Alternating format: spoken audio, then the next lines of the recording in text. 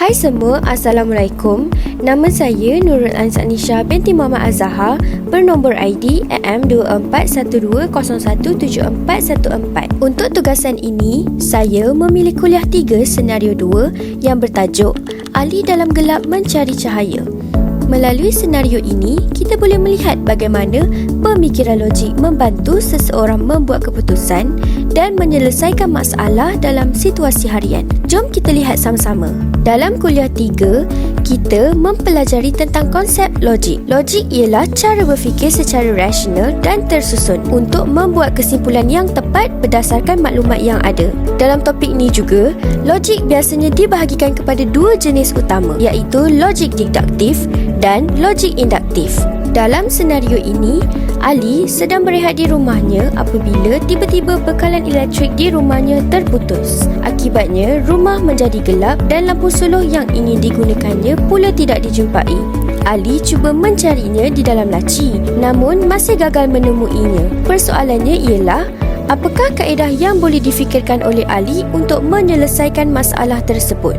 Langkah pertama dalam metodologi penyelesaian masalah ialah mengenal pasti punca situasi. Dalam kes ini, kegelapan berlaku kerana bekalan elektrik terputus yang menyebabkan tiada sumber cahaya utama di dalam rumah. Melalui logik deduktif, Ali berfikir daripada premis umum kepada kesimpulan yang lebih khusus. Sebagai contoh, jika tiada bekalan elektrik, maka lampu tidak dapat berfungsi. Oleh itu, Ali perlu mencari sumber cahaya alternatif yang tidak bergantung kepada elektrik rumah. Selain itu, Ali juga menggunakan logik induktif berdasarkan pengalaman lalu. Sebelum ini, ketika berlaku gangguan elektrik, beliau pernah menggunakan lilin dan juga lampu suluh telefon. Daripada pengalaman tersebut, Ali membuat kesimpulan bahawa kaedah yang sama boleh digunakan semula dalam situasi ini. Antara kaedah yang boleh difikirkan oleh Ali ialah menggunakan lampu suluh pada telefon pintar, menyalakan lilin atau menggunakan lampu kecemasan sekiranya ada.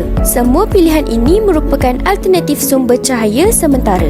Proses ini juga menunjukkan penggunaan pemikiran heuristik, iaitu usaha mencari beberapa alternatif penyelesaian sebelum memilih kaedah yang paling sesuai. Seterusnya, Ali menilai setiap pilihan berdasarkan beberapa aspek, iaitu keselamatan, kemudahan dan keberkesanan. Akhirnya, lampu suluh pada telefon pintar dipilih kerana ia lebih selamat dan mudah digunakan berbanding lilin yang berisiko menyebabkan kebakaran. Kesimpulannya, situasi ini menunjukkan bahawa logik dan metodologi memainkan peranan penting dalam membuat keputusan secara rasional. Ali tidak bertindak secara rawak, sebaliknya menggunakan pertimbangan logik dan pengalaman untuk menyelesaikan masalah secara sistematik dan juga selamat. Ini juga menunjukkan bahawa penggunaan logik dalam kehidupan seharian sangat penting dalam membantu seseorang membuat keputusan yang bijak dan juga selamat. Sekian, terima kasih.